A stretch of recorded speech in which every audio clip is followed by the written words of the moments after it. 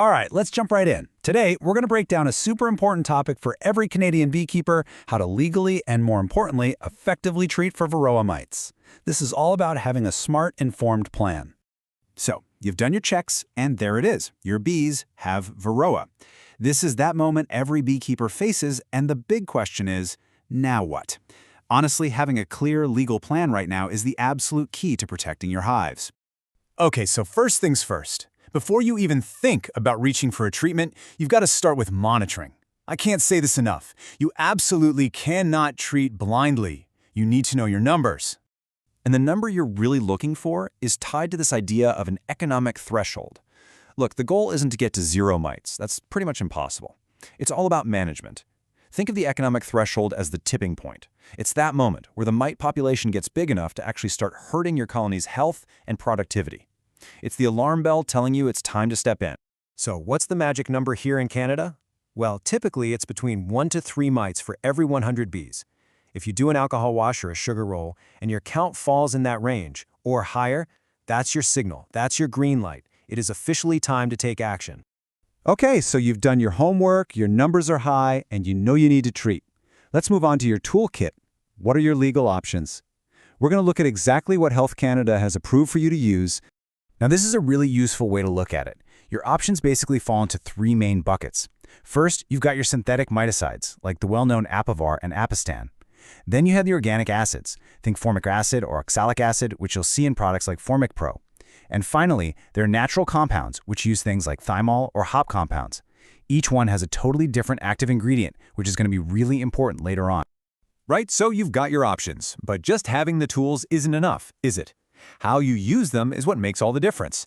That's what's going to protect your bees and make the treatment actually work. And that brings us to step 3, the golden rules.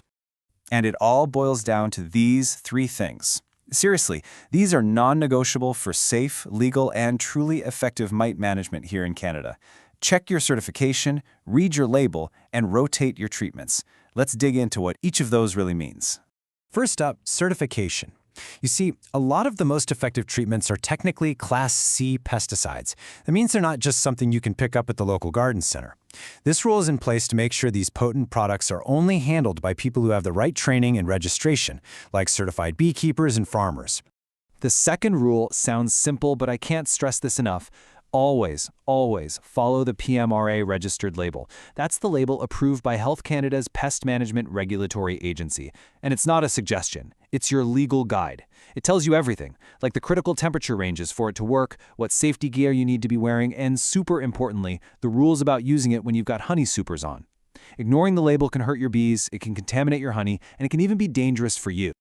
And this quote just perfectly sets up our third and maybe our most important long-term rule. The Ontario Beekeepers Association hits the nail on the head here. You have to rotate your treatments. And this is all about preventing mites from becoming resistant. Think of it like this. If you use the same chemical, the same active ingredient over and over again, you're basically training the mites to beat it. Any mites that happen to survive will pass on those resistant genes. And before you know it, you've got super mites that your treatment doesn't even touch. But if you rotate, say you use a synthetic like Amitraz one season and then an organic acid like Formic the next, you keep changing the game. It keeps the mites vulnerable and makes sure our treatments actually keep working. So let's just pull back for a second and look at the big picture. This is all about being smarter and safer in how we keep bees. You've got to remember, this is a long game, not a quick fix. So what's the big takeaway from all this? Here's your core strategy, your game plan. Number 1, monitor first, treat second. Don't just treat because it's August. Number 2, only use legal registered products available in Canada. Number 3, follow that label to the letter every single time. And number 4, build a rotation plan to keep resistance at bay. The key here is that good Varroa management is a strategic cycle, not just a one-off reaction. And that really leaves us with this one big question to think about. Every time we put a treatment in a hive, are we just managing the mites we have today? Or are we accidentally creating a bigger problem, breeding smarter mites for tomorrow? Thinking about things like rotation isn't just about protecting your own hives this year. It's about making sure our treatments stay effective for every beekeeper for many years to come.